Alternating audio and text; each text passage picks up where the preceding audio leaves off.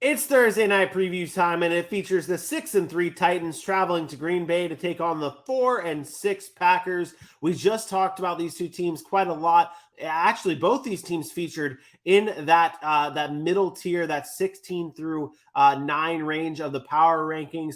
Packers moving up to 16, 7 spots. Titans moving up to 9 as a top 10 team in the NFL. They meet on Thursday Night Football. Might actually be a good game, Aaron. Packers are favored by 3 points with an over-under of 41. What are you looking out for in this game? Yeah, the Packers are going to continue to try to run the football because this is like a complete opposite mismatch of somebody's strengths versus somebody's weakness. Tennessee struggles on the back end when teams try to air it out, although they've been better as of late.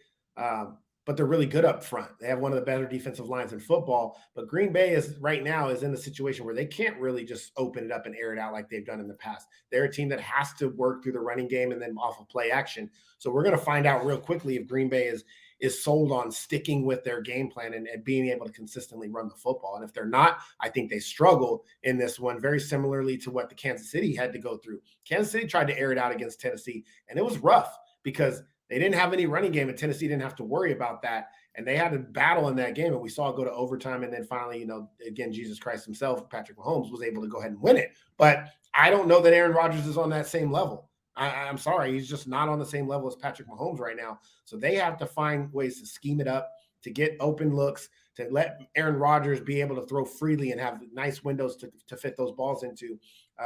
And that starts with the running game. So I expect Aaron Jones and A.J. Dillon to be the focal point for that Green Bay offense. And I expect Tennessee to try to eliminate that so they can force Aaron Rodgers, which is so strange because in the past, you never wanted to force Aaron Rodgers to beat you, but I think that's what you have to do now in order to beat Green Bay is you have to force Aaron Rodgers to air it out because you will take your chances against Christian Watson and Allen Lazard more so than Aaron Jones and A.J. Dillon.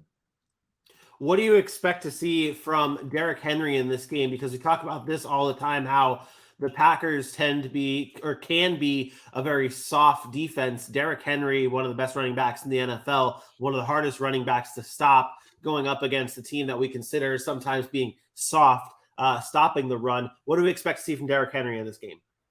He should have a good day, but I also think if I'm Green Bay, I'm selling out. Like I'm selling out to stop the run. This is this game plan. It should be the game plan for every single NFL team when they play the Titans. Sell out to stop Henry, force Ryan Tannehill to beat you. And if you get beat by Ryan Tannehill, you get beat. But I'm not letting 22 beat me. And Green Bay's run defense is not good. They are soft. Bottom 5 in rush defense, rush yards allowed per game. But I think you know that. I think if you're Green Bay, you come into this and you know, hey, man, we got to stop Derrick Henry. I think everybody knows that. So I think they make an exerted effort to do so. Will it be successful? Who knows? But they have to stop Derrick Henry if they want a shot in this game. Titans have had 2 primetime games this season, lost both of them. So they're looking to get their first win tomorrow when they take on the Packers in Thursday Night Football. Who you got in this one? Do the Titans get their first primetime win of the season, or do the Packers continue to roll? Yeah, it's I always say Thursday night, short week on the road is tough. People's bodies haven't healed. You got to travel. You always like to talk about the mental side of the travel and things like that. And I agree that that's a thing when you talk about these short weeks. They don't get much practice time in. Green Bay's been at home.